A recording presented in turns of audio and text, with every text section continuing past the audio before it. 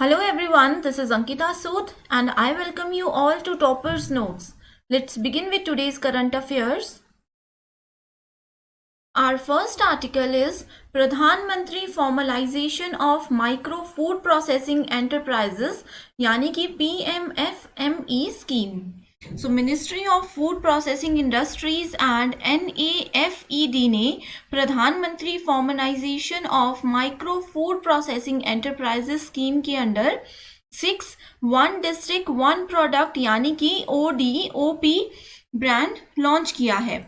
इसके साथ ही मिनिस्ट्री एंड NAFED स्कीम के ब्रांडिंग एंड मार्केटिंग कंपोनेंट के अंडर 10 ODOP ब्रांड्स डेवलप करेंगे।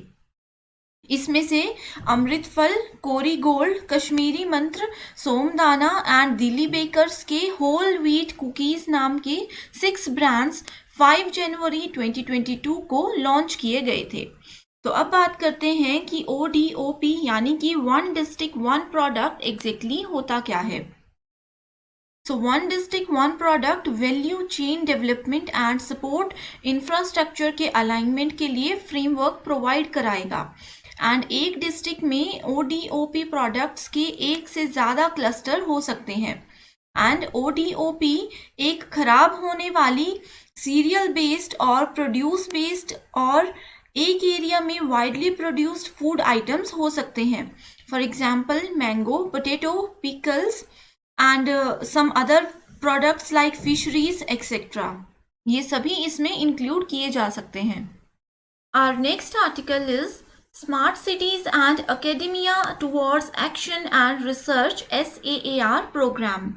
So Ministry of Housing and Urban Affairs यानी कि MOHUA ने Smart Cities and Academia Towards Action and Research SAAR नाम से एक इनिशिएटिव अनाउंस किया है एंड कंट्री के स्मार्ट सिटीज में से एक दैट इज वाराणसी MOHUA द्वारा लॉन्च किए गए एक्शन एंड रिसर्च प्रोग्राम की और स्मार्ट सिटीज एंड अकेडमिया का पार्ट बनने से फेल हुआ है।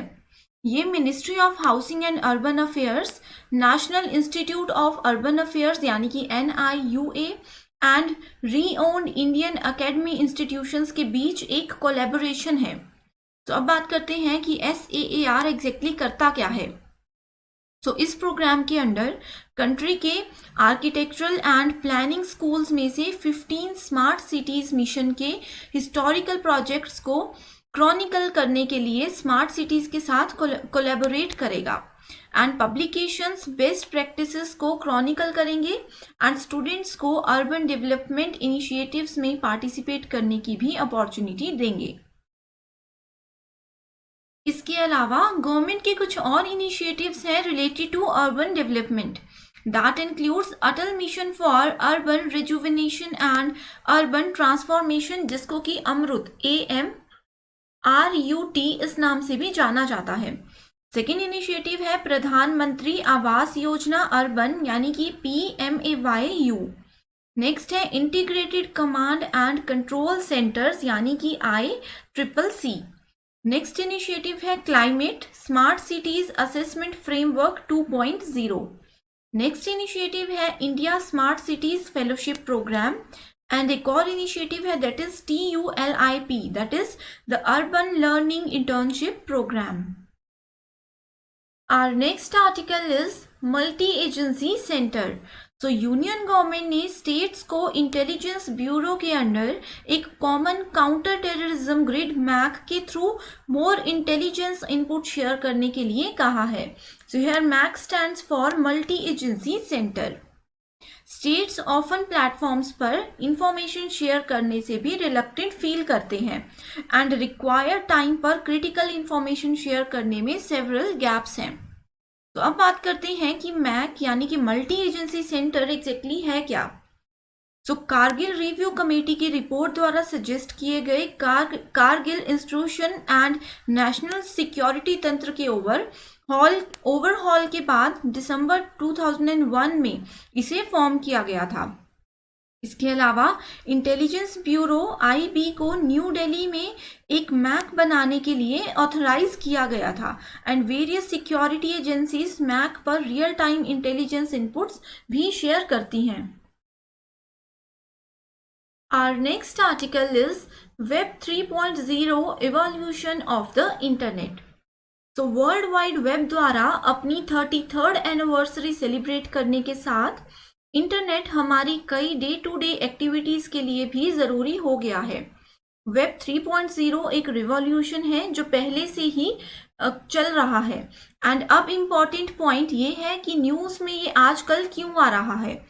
तो इस साल फेसबुक डेवलपर कॉन्फ्रेंस में फेसबुक फाउंडर ने वेब 3.0 एंड मेटावर्स के लिए अपना विजन रखा था। Our next article is India slaps rupees 653 crore import duty evasion notice on Xiaomi. So, income tax department द्वारा इंडिया में ऑपरेटिंग चाइनीज मोबाइल कंपनीज पर छापेमारी की गई है। एंड ऑफिशियल्स ने कहा है कि डायरेक्टरेट ऑफ रेवेन्यू इंटेलिजेंस यानी कि DRI ने पाया है कि Xiaomi technology India private limited ने 3 इयर्स में 653 करोड़ रुपीस की सीमा शुल्क चोरी की है। To recover the amount DRI ने कंपनी को 3 शो कॉज नोटिस इशू किए हैं। एंड ऑफिशियल्स के अकॉर्डिंग DRI द्वारा इन्वेस्टिगेशन एक इंटेलिजेंस इनपुट के बेस पर शुरू की गई थी कि Xiaomi इंडिया अंडर वैल्यूएशन के थ्रू कस्टम ड्यूटी से बच रहा है। एंड जांच Xiaomi इंडिया के साथ साथ इसके कॉन्ट्रैक्ट मैन्युफैक्चरर्स के अगेंस्ट भी की गई थी। Our next article is SPG Act.